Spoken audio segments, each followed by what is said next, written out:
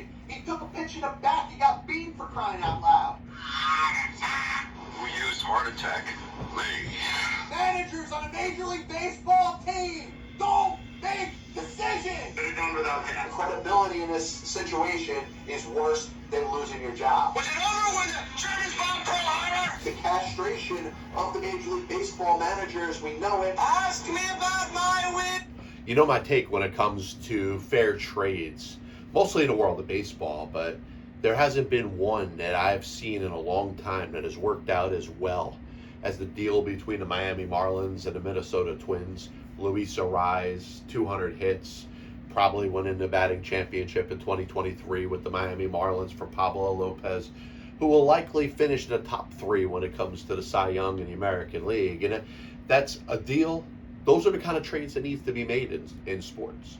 We always talk about, hey, how can you finagle a trade to rip off the opposition to get better? And that's the goal in every organization, in every sport. But when you talk about fair trade, a trade that one team trades something that they can spare to benefit the other team, and that whole barter system, there's nothing like it in the world of sports. And I love the Pablo Lopez for Luis Arraez trade, because I think it's great not only for the two teams involved, but for the entire sport of baseball. I'm going to run around the leagues a little bit when it comes to baseball and football before we jump into today's Saving Sports History. Another show planned for Saturday. Not going to do a baseball playoff preview until it's definitive, and we definitely know who's going to be in the playoffs. There's a lot that I want to say when it comes to the postseason in 2023. But I'm thinking about 3 distinct teams for 3 different reasons. One of them is the Milwaukee Brewers. Another one's the San Diego Padres, and the other one is the New York Mets. And it's all for 3 different reasons. I look at the Milwaukee Brewers, and they're going to win they just won the NL Central. Good for them. Good for Craig Counsell and Matt Arnold and the veteran players on that team. That's been a very underrated organization over the past 5+ years. It's well run. They've produced a ton of fruits of really good Major League Baseball players. Obviously, you know, they're pitching strong, but they've also had the ability to trade guys like Josh Hader and still continue to chug and churn out victories. This could be the beginning of the end. You wonder how Matt Arnold's going to approach the offseason. Potential free agents, guys like Willie Adames, Brandon Woodruff, players like that have been instrumental in the success of the team to this point. But you know, the way the Brewers have run their organization, they don't necessarily have the ability to have the highest payroll for them, you know, in the history of their franchise. They got to be able to do more with less, and you would expect Matt Arnold to kind of do that in the offseason. So you wonder, and this was brought up by another site, is this kind of the last hurrah for the Milwaukee Brewers? And what's been a very good season, is it just good enough to get to the playoffs? Or, as Craig Counsell said, is there 4 more celebrations in the cards for this organization? Are they going to win the Wild Card Series, the Division Series, the NLCS, and the World Series? That celebration they had when they won the division, was that the first of 5? We'll see. I think it's going to be an open playoff picture in the National League. And like I said, we're going to get more into this, if not on Saturday's show, but the show we bang out next week when we do the playoff previews. But, you know, the Brewers, they're a team that I don't know is necessarily going to go up any higher. I don't know if they're necessarily going to get better than they are right now. And I think there is a little bit of pressure on that organization to succeed, to win a wild card series, maybe even win the division series, get to an NLCS, and maybe see what happens. Because I don't know if they're going to have as much talent assembled at one time as they do right now at this moment. So let me talk about the Padres for a second, because they're in a spot from a payroll standpoint. Their owner, strong enough financially to support a larger payroll if they need to, but he's kind of said, listen, we're not going to go in a $300-400 million range. We're not going to be up there with Steve Cohen and the Mets. Perhaps where the San Diego Padres are right now might be their highest point. We're talking about the Brewers when we're talking about maybe their highest point of their opportunity to succeed. We're talking about the Padres maybe with their highest payroll that they're ever going to have. and what type of adjustments are made next season. Because the expectation is the Padres, with their record-setting payroll for their franchise, having never spent as much money as they did, in the the likes of the Mets and the Yankees and the Red Sox and the Dodgers and the teams that are known for spending the most money, in the Phillies, they're up there in that echelon for the first time ever, really, in baseball history. The Padres are known as a big spending team. They are no longer known as a third market type of baseball team when it comes to payroll. They're not the small market team anymore. They're known as the big spenders. So how does this change from year to year? And are they going to look maybe in a different direction when it comes to leadership? Has A.J. Preller, as hard as he's worked with the owner's money, but also making savvy trades to try to put the Padres up in the echelon of the Los Angeles Dodgers, and I thought their opportunity to do it was last year, and they fell short. They beat the Dodgers to get to the NLCS, lost to the Phillies, and the Phillies made it to the World Series, but now the Padres are kind of on the outside looking in. They need a miracle to get in the playoffs. Let's be serious. They're not getting there. They need to win the remainder of their games, and they need about a bunch, maybe 2 or 3 teams to lose the majority of their games. They're on the kind of on the thread. Giants were eliminated. Padres are probably the next to be eliminated. But once that happens, it's on the next season. And what are the Padres going to do? Juan Soto's a free agent. You're looking at several free agents led by Blake Snell this year. And I don't know if the Padres are going to have the wherewithal or the gall or the balls to be able to re-sign those players to long-term extensions. And with that, kind of goes back to what I said about the Brewers. They may have to learn how to do a little more with less. And if I'm expecting, as I've taken the bait for the majority of the times that the Padres have built up their roster over the last decade or so, going back to the first time A.J. Preller did it, and I think it was, 2014? I think this is an expectation that the Padres may be a little weaker going in to 2024 than they've been in a long time. And then you get into the Mets, and I am Mets-centric for this reason. I'm a Mets fan.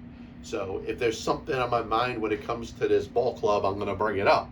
So if you're a national fan and you're tired of me talking to the Mets, there's nothing else I can do about it. I'm not going to talk about the Mets on every show, but in this particular instance, I feel they need to be brought up again, because you're talking about a situation where they can go in so many different directions. They've built towards the future with the moves that they made at the trading deadline. Kind of a surprising season. The highest payroll in baseball history. The expectations was they were going for it. They're going for the World Series, and at the trading deadline, they sold off what they could. But not just, some shitty parts to get a couple little pieces that other teams are just like, yeah, we'll give you this piece of crap. They decided to deal from the highest part of their team, the most valuable elements of their team, and they traded their 2 top starting pitchers to get legitimate major league prospects that are expected to be part of the future. Maybe David Stearns, as he takes over as the new president of baseball operations, had his work started for him a little bit. There might be a little less he's got to do in regards to building a farm system. So you could expect the Mets to be perhaps a little bit aggressive when it comes to free agency for no other reason than the fact that their owner is Steve Cohen. And if they want to build themselves a pitching staff, perhaps a guy like Blake Snell, Yamamoto, who's coming over from Japan, Ohtani. You heard a report already that Ken Rosenthal believes that it could be the Mets and the Dodgers bidding for Ohtani, and they're the 2 favorites at this point. You probably, from a financial perspective, it makes sense. But you're looking at an organization that I think for many reasons should be expected to be on the rise for next year, at least with expectations. Now look at the Padres. They were kind of that team this past year. The Mets were kind of that team last year. Look at how it worked out. Doesn't mean that it's going to end up working out in the team's favor.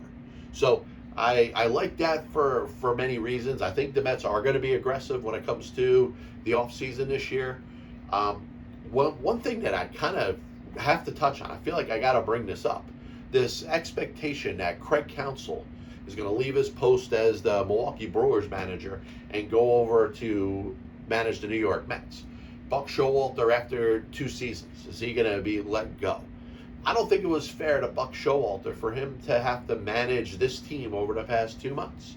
I'm going to be honest. You know my takes in when it comes to the pass ball show in the past that I generally stick up for the manager. This is a tough spot for Buck Showalter to be in. This is a tough element of Buck Showalter's resume that he's going to have to wear.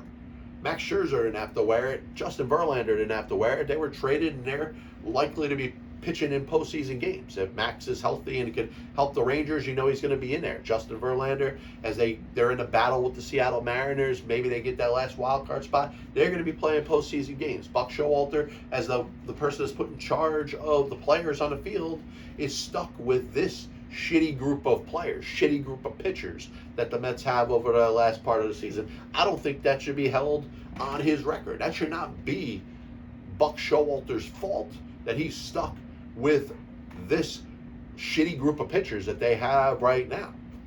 Now, should that cost him his job? Well, listen, if David Stearns is coming in and wants to bring in Craig Counsell, I think there's a lot of other things that need to be fixed with this organization.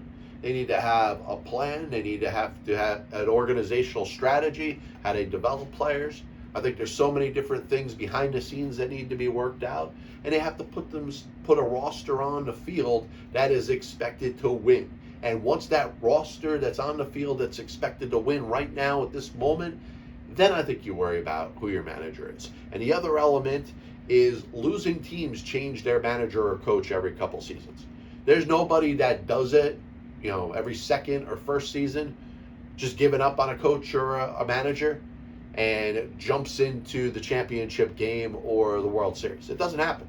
And the Mets, to have had Mickey Callaway for 2 years and Luis Rojas for 2 years and Buck Showalter for 2 years, if this is the plan that they're having, the expectation isn't going to be that they're going to win anytime soon. That next manager, Craig Counsell or not, is not going to lead the team to the promised land in year one. So first thing they have to do is develop some stability as who's going to be the point of interest when it comes to the leadership of this squad. And you can't change your manager every 2 years and expect to win in Major League Baseball. We're gonna get to the football points on the Saturday show. Bears, Jets, Chargers. I promise I got some very good takes when it comes to those teams. But today, in saving sports history, being the 27th day of September, obviously the year 2023, but you go back to 1914, Napoleon Lajoie, who I think was one of the greatest hitters that few people talk about, got his 3,000th hit on this day in 1914 for the Cleveland, at the time, Naps. They're known as the Guardians now. They were the Indians for a long time. 1919, on September 27th, Babe Ruth hit his, what was at the moment, record 29th home run. The 28th home run he hit broke Ned Williamson's record, which was set in 1884. 1923, Lou Gehrig hit the first of his 493 Major League Baseball home runs. 1935, the Chicago Cubs won their 21st game in a row. By the way, Major League record for most consecutive games won. The New York Giants in 1916 won 26 games. That's the mark. That's what teams are shooting for. You want to win 26 games in a row if you want to be considered the greatest, longest winning streak in the history of Major League Baseball. 1950, Ezzard Charles beat Joe Louis for the World Heavyweight Championship. 1959, the Braves and the Dodgers finished in a regular season tie. Few people talk about that. The Dodgers end up winning the playoff to get to the World Series, and of course a World Series that they will win that year. 1968, Bob Gibson, his 13th shutout of the season. And if you want to know what's the record most shutouts of the season, is George Bradlevin in 1876 and Pete Alexander in 1916, both of whom had 16 shutouts in a Major League Baseball season. You're never going to see that again in baseball. You get surprised if a pitcher even has 16 complete games in a season. That ain't going to happen either. 1973, Nolan Ryan finished off his record-breaking strikeout season with 383. Born on this day, Kathy Whitworth, who I talk about GOATs all the time, and I talk about individual sports that are centered around one individual. And if you're talking about the LPGA Tour, the Women's Golf Tour, there's nobody that represented that brand, that league, like Kathy Whitworth. 7-time LPGA Player of the Year, 6-time major champion, a record 88 LPGA Tour wins. There is no other GOAT when it comes to the LPGA Tour than Kathy Whitworth. She was born on this day in 1939. And you could say there were a few third basemen that ever played the position both offensively and defensively the way that Mike Schmidt did. He was born on this day in 1949, a day after we lost the greatest defensive third baseman in the history of the sport, Brooks Robinson. I'd be remiss if I didn't mention that. Obviously a huge loss for the Baseball Hall of Fame community. But Mike Schmidt, born on this day, 1949, the greatest all-around third baseman. I believe Alex Rodriguez is the best offensive third baseman ever play in baseball history. Brooks is obviously the best defensive third baseman of all time. You want to put together both offensive, defense, there was nobody that did it better than Mike Schmidt. 1965, Steve Kerr was born. Steve Kerr is going to the Basketball Hall of Fame. 5-time NBA championship winner as a player, 4-time NBA championship as a coach. Obviously, he's going in as a coach, but nice to have 9 NBA championships to your owning. 1956, we lost one of the best female athletes in the history of the world, and that's DidriksonZaharias. She won 10 LPGA majors, but in addition, she also won an Olympic gold medal in both the 80-meter hurdles and the javelin in 1932. She passed away at an early age in 1956. We lost the voice of God when it comes to NFL films. John Facenda passed away on this day in 1984. And one of the best quarterbacks in the history of football isn't in my top 10, but I thought was very dominant for a very good period in the 1960s. George Blanda, who was also obviously a place kicker for 20-something years in the NFL with the Chicago Bears and the Houston Oilers and the Oakland Raiders. He passed away on this day in 2010. This is the Passball Show, brought to you by JohnPLA.com, by St. Aloysius Church in Jackson, New Jersey, by Two Ways, One Passion food truck located in Scranton, Pennsylvania. If you're interested in hearing me continue to flap my yap mouth, you can listen to me on Spotify, Apple Music, Amazon Music, obviously videos on YouTube. We'll be back with you soon. God bless you. And as always, I'll see you on the other side. Chris Bryant was on the Chicago Cubs roster opening day. I have many leather-bound books. My apartment smells of rich mahogany. Why don't you give it all or a majority of it to the team that wins the freaking World Series? I was going to listen to that, but then I just carried on living my life. Now they come out as the biggest Major League Baseball manager apologist That'll only make someone work just hard enough not to get fired. because hitters are going out there saying, I'm either going to hit a home run or I'm going to strike out. And if I don't get a pitch that I feel like I could drive out of the park, I'm not even supposed to be here today. especially prospect whores and hoarders, are going to be a little pissed off at me when I say this.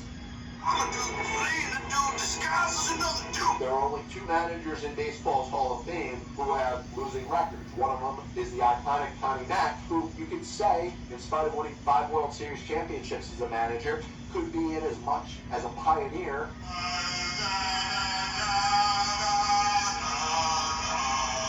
And what side of the spectrum they're on? Were they pitching? Were they batting? If your favorite team was pitching and a ball got inside and hit a batter, there's no way that could have been on purpose. But if you were a fan of the team that was batting and a ball got inside and hit somebody or went behind somebody's head, absolutely 100%, unequivocally, that pitcher was throwing at him. They put their tail between their legs and decided they're going to do exactly what they're told. You damn well right better give him a contract extension. You damn well right better make him the manager over the next series of years. 35 years ago, I could have loaned your parents the money for an abortion.